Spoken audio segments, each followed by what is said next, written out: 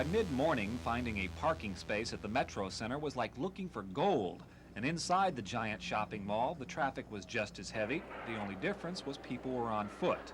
One had to be very careful not to be trampled to death in this Christmas shopping stampede.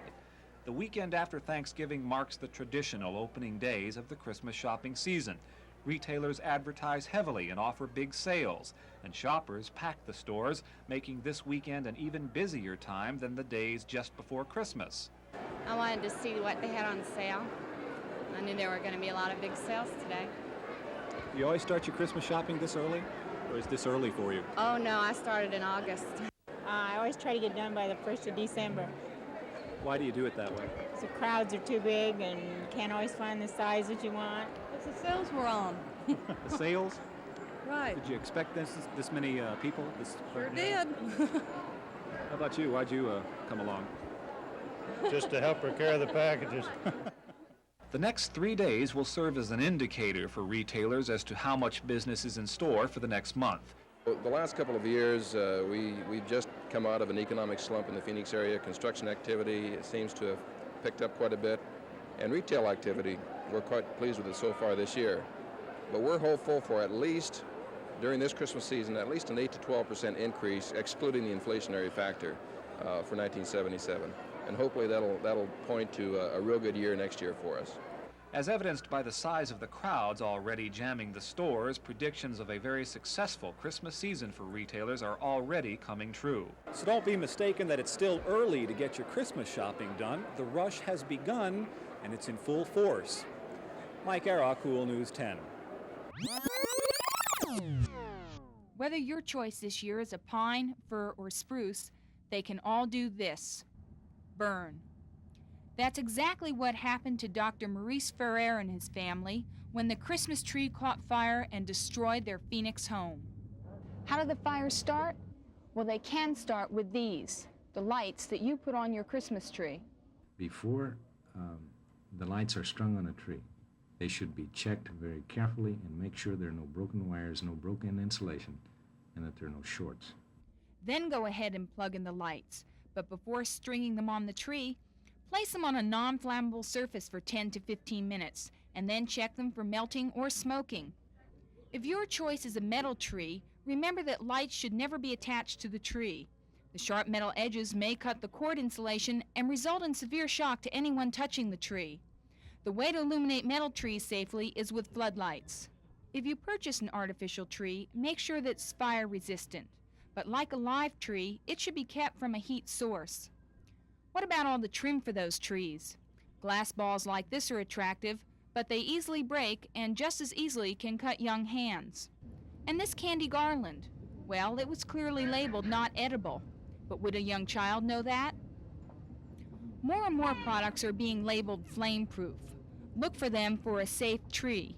And once your tree is finished, you can keep it safe by remembering to unplug the lights before going out or turning in for the night. Tomorrow in part 3 of our special series, we'll take a look at what goes under many Christmas trees, toys, and their safety.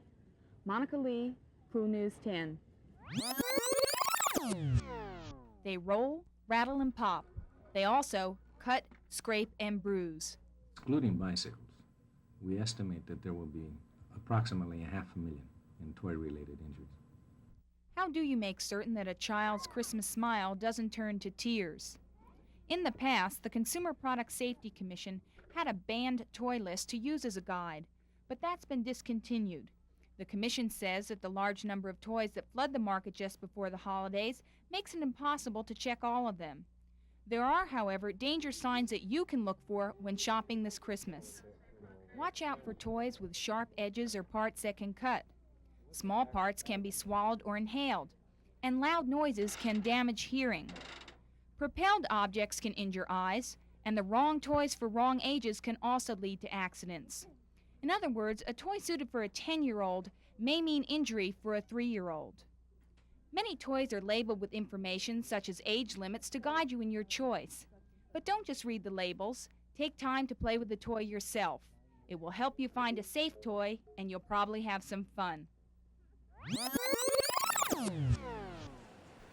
Less than 5 days before Christmas, and all through the post office, employees are working, and working hard.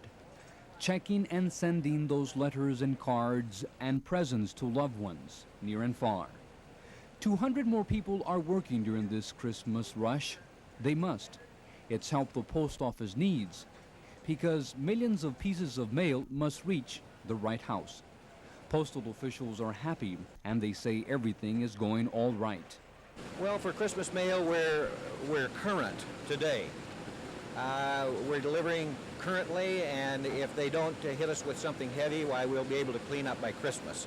That is by Saturday. We'll probably deliver mail on Saturday, and so we'll be cleaned up, except for some minor things.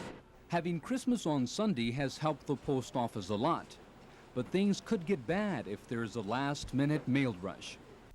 A lot of mail will make it for Christmas, but this mail probably won't, for various reasons. The zip code wasn't right, or the address wasn't right.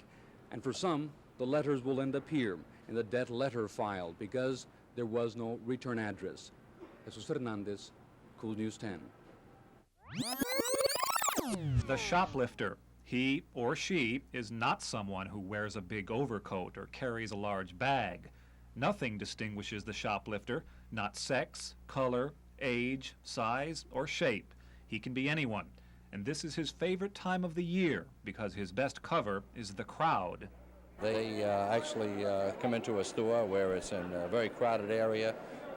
The sales personnel are actually not disorganized, but they're not aware of all the shoplifting that could occur, or shoplifting that could occur in MetroCenter or in the major department stores or in the smaller stores because of the crowds.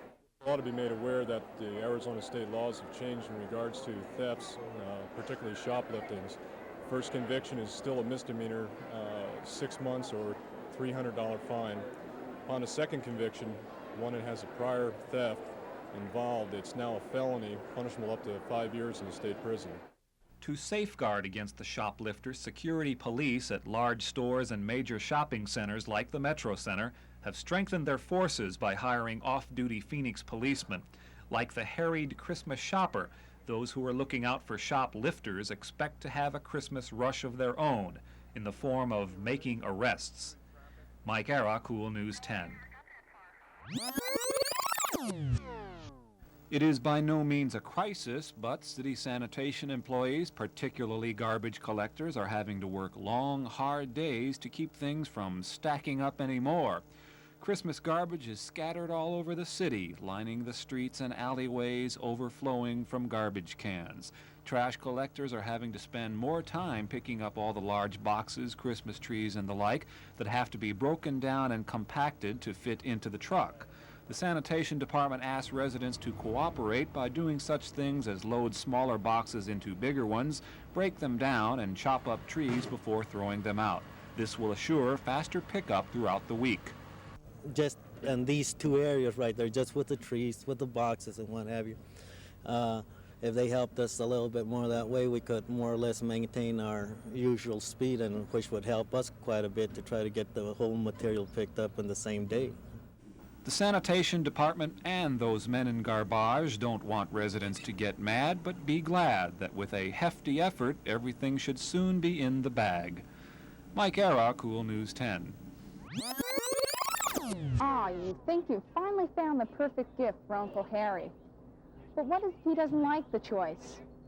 Before you spend your money on any Christmas items, check about the store policy. Will they accept returns? And will they give you your money back or only issue a credit slip? Comparative shopping doesn't mean just looking at the price tag. A store's refund policy and reliability are also important considerations. Will the store be just as anxious to accept returned merchandise as they were to accept your money? And will they still be around to handle complaints? This is the time of year for temporary storefront merchants to appear and then quickly disappear after the holidays. So deal with an established company. Most of us find it very convenient to say, charge it please, but with that convenience comes some extra cost.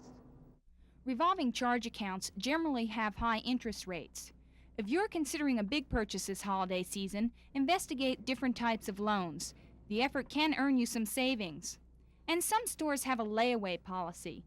But before putting down a deposit, know the terms. If you change your mind about that gift, you won't always get the deposit back. If you do decide to charge your purchase, you have some important rights under the Fair Credit Billing Act. If you feel the bill you receive is in error, notify the company in writing within 60 days. During that time period, you may withhold payment of the disputed amount while the company is investigating the matter. Under that same law, you may also withhold payment for faulty merchandise until the company repairs or replaces it. Whether you pay cash or charge it, make sure that you let the store know of problems right away. And keep those sales receipts, they're your proof of purchase.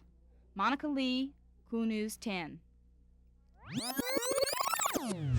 The first digital watch was little more than an expensive toy only the rich could afford. It sold for $2,100. Today, you can buy a digital watch for as little as $6.99. And this man, who wears the original model, in fact the third one ever made, is responsible for it all. He is Richard Walton, an engineer in Scottsdale, Arizona, who heard a lecture on quartz crystals 6 years ago and developed what sounded like a good idea, a watch with no hands. First, it was a pocket watch, which his employer, the Hamilton Watch Company, decided wouldn't be popular enough. Then the familiar wristwatch itself, which was extremely hard to market. Finally, the idea caught on. The result, a billion-dollar business. Walton himself received a promotion and $100, his pay for the patent. But even though he's not a millionaire and though his name is not a household word like Ford or Edison, Walton says he's received reward enough. People in the industry know me, and it's helped in getting some other consulting jobs. And as far as the public is concerned, you have to do something pretty special, like make a car or invent a light bulb to become famous. His reputation led him to a bigger firm where he invented, yes, you guessed it, the liquid crystal watch, which displays time constantly. Never did he think his two ideas would revolutionize an industry. We knew that the price would come down. We knew that a certain number of people would want digital watches. Walton predicts his watches will soon display time around the world and feature alarms and stop action, and that the prices will drop even further on what has become one of the hottest gift items in the world, especially at Christmas. As for Walton himself, he's done his Christmas shopping early, and this year each of his 4 daughters will receive, for the first time, a digital watch. Bill Agatuda, Cool News 10.